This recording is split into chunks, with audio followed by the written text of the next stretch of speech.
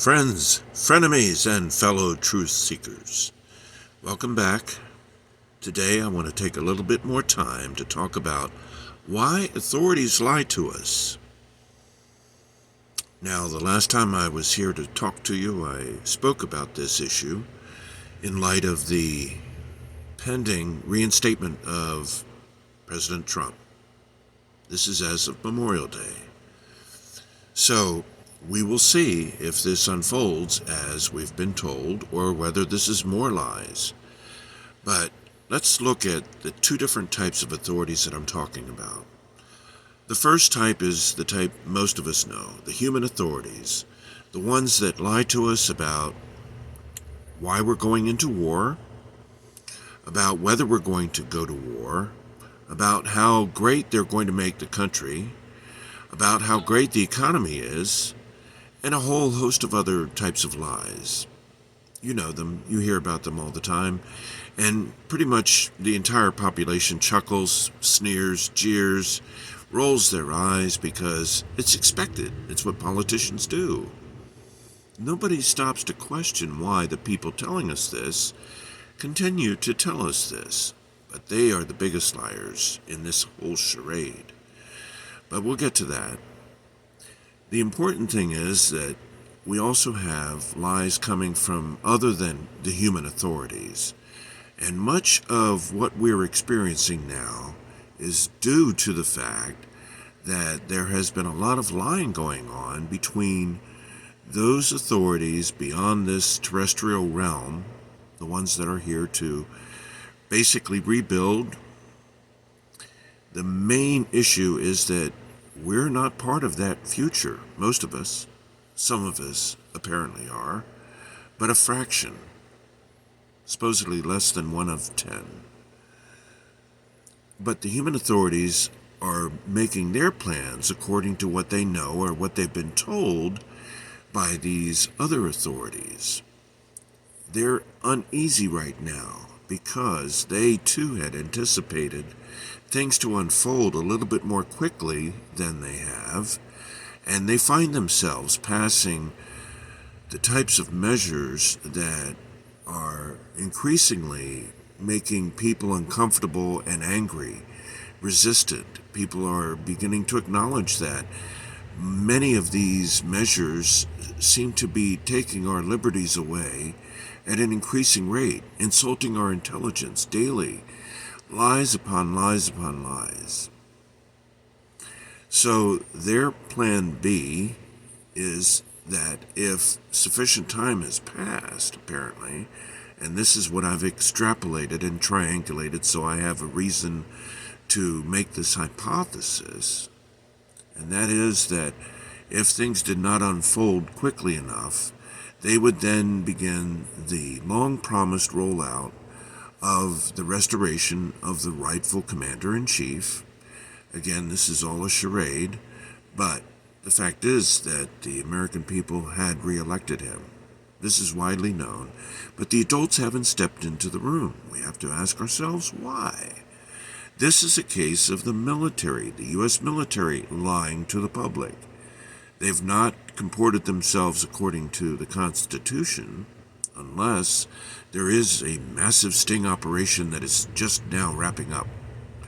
This is what we expect to be told, and in fact, several days worth of documentaries and other kinds of evidence that will be presented to the American people will be played out for us. Now, I certainly hope that is the case, because that is the only accountability, other than the fact that these trials will show these high-profile people having been charged, duly indicted, and found guilty of those crimes. People will be shocked. The military supposedly fears retribution. They fear civil war because they know that the enemy, actually, let's call it the white hats and the black hats. The black hats, the deep state, the people, the establishment that have been running this plan for centuries, the cabal at the top of this heap. They have had it many centuries they've planned to create this system of total control, and they are almost there, tantalizingly close, but not so fast. There is just so much to go into about the situation as to why these white hats have not acted by now, why the people have been forced to endure this illusion, which it is. And unfortunately, a lot of people will be not just disappointed, but shocked and unable to handle it. They need to know the truth. I'm sorry, but that's the facts of life. We cannot continue to mollycoddle the stupid, the moronic.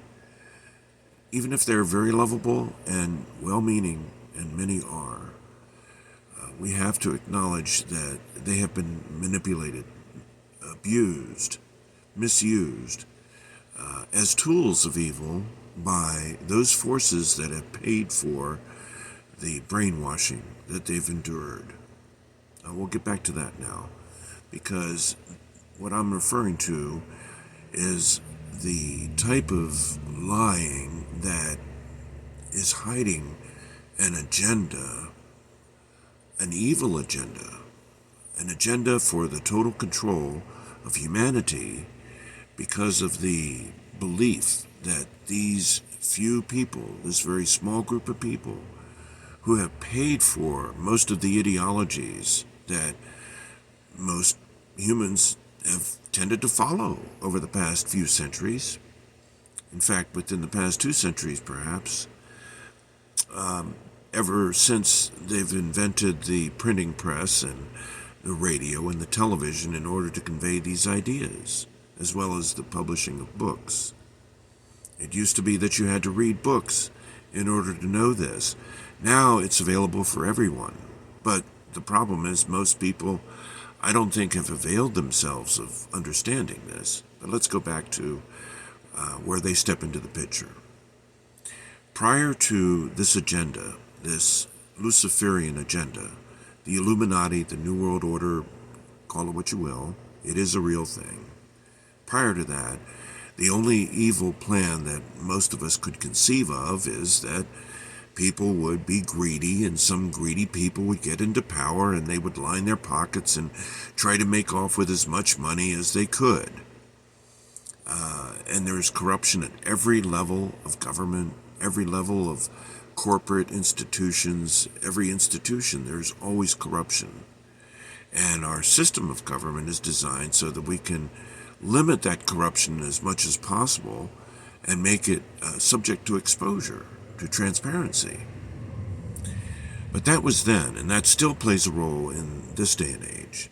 But ever since 1773, when a group of very powerful moneylenders and industrialists and all kinds of erudite and educated types of were put together so that they could come up with their plan to gain power. Not just the power, they had the power of the purse. They were the ones financing the English Revolution, ultimately the French Revolution, the Russian Revolution, and they're intending to do the same thing to America that they did to those countries. This was the last obstacle. But at that time, when they formulated this plan, their goal was to corrupt anyone that stood in their way or could potentially stand in their way, to corrupt them, to use them, and if they couldn't do that, to kill them. And this is all done in plain sight. And if you hear about a certain person having a heart attack or dying suddenly, well, aside from the fact that there's a lot of that going around ever since the bioweapon that was intended to decimate a good chunk of the population has finally left the scene for the most part, it's still percolating there and it's still killing people. But the worst of it, I think, is in our past. But we have to stay vigilant. We have to press this issue because they wanted to make sure everyone was as controllable as possible. And that returns us to the main point. The point that I've been trying to make is that there is a plan, and there has been one, to subjugate all of humanity by this small group of people who feel that they and their belief system are the best, and since they have used the material world to acquire the means of power, principally through the acquisition of wealth and their definition of it and their control and creation of it, that ever since then their next goal was to use it to establish control of political power and judicial power. When you see George Soros funding all of these defense attorneys, these candidates for office that play a pivotal role in many cases that would allow the law to be upheld, or to basically stand off to one side while the forces of chaos are unleashed. This is all intentional. This is not because a group of people are just so liberal, so unknowing, and so good-hearted and pious that they don't know how bad the real world can be. No, they fully know.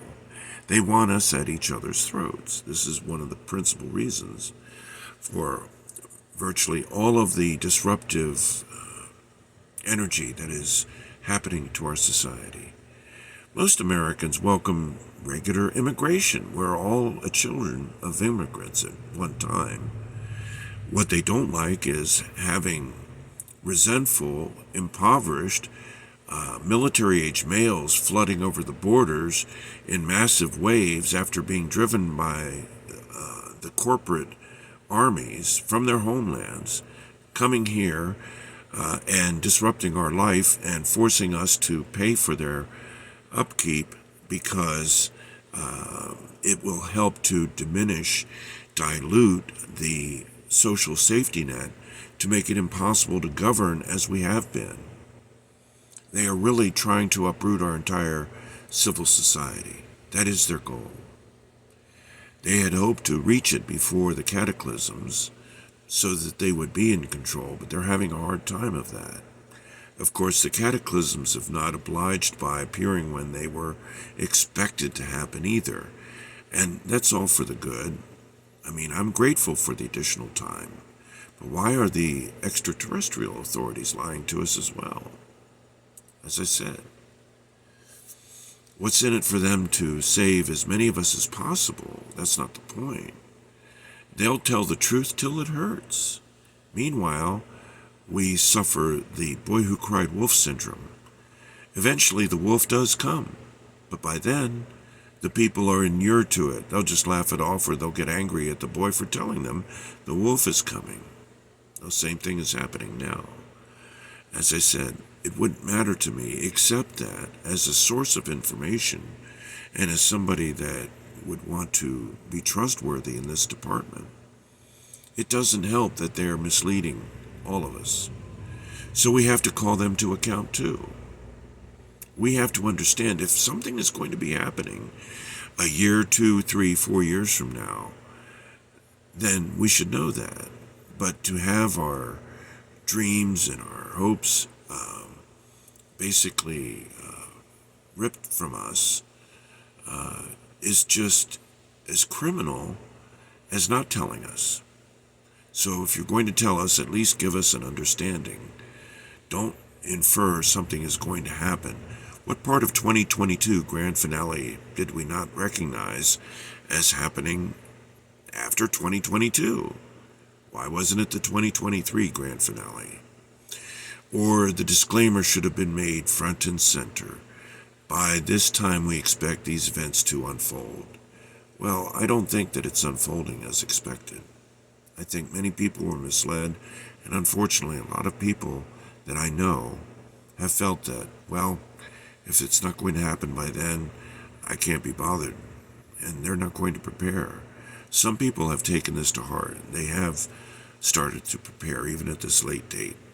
It's a good thing, because the entire society, the one that is controlled by the material forces, especially those that are allied with the establishment, they're shutting down all the banks, all the retail stores. Inflation runs rampant. They're basically closing up shop and going home en masse. And I'm talking about the largest companies in the world. Many don't know what they're going to do because they didn't anticipate being caught without a deck chair when the music stops. But that's because they've put all of their hopes and eggs in that basket of promises, empty promises that the establishment has given them. Oh, you'll be okay. Don't worry. There's safe space at the bunker. Because that's what's happening. Many of them are being given assurances that they'll be able to write it out, and I have the receipts for that. I know exactly where many of these bunkers are located. And I'm not talking about the dumbs that are alleged to be where all the child trafficking is still going on. There may be some of that that's still going on. Much of it had been going on. In fact, that was one of the worst kept secrets of the world, is how the powerful maintain their power through the trafficking of particularly children. The ritual abuse that they are engaged in, the pedophilic activities that are used to blackmail and corrupt others, and the adrenochrome that is horrifically extracted from the children. That's all going to come to light. It's already coming to light, but most people, they're inured to it. They don't stop to consider, how is this going to affect my life? Well, it does affect your life. If we did not have this plan set into motion shortly before this country was founded, and thankfully our founding fathers gave us the best form of government that they could, but unfortunately they couldn't seal the deal when it came to preventing the moneylenders from controlling the currency and thereby controlling our society.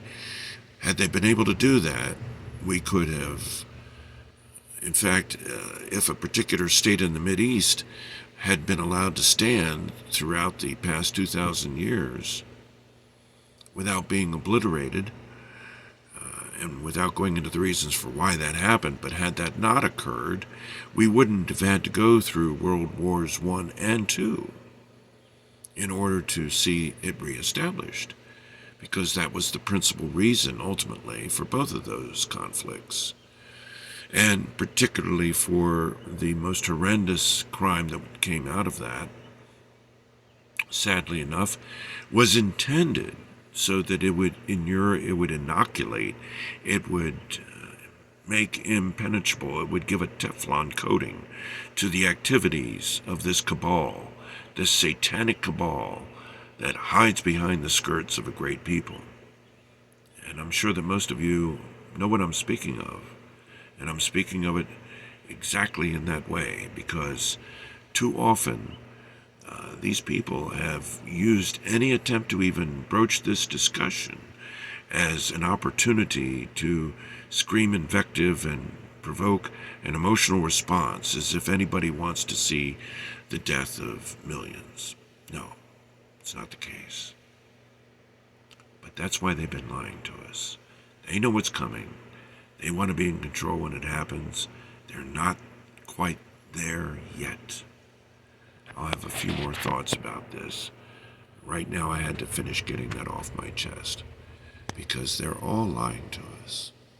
We have to figure out how we're going to handle that, what we can do to hold them to account, because the time may very well be close when it won't matter. The martial law that many are looking forward to, some dread, many will refuse to accept it. They'll see the reality of why. Unfortunately, it will happen. But that's all for now.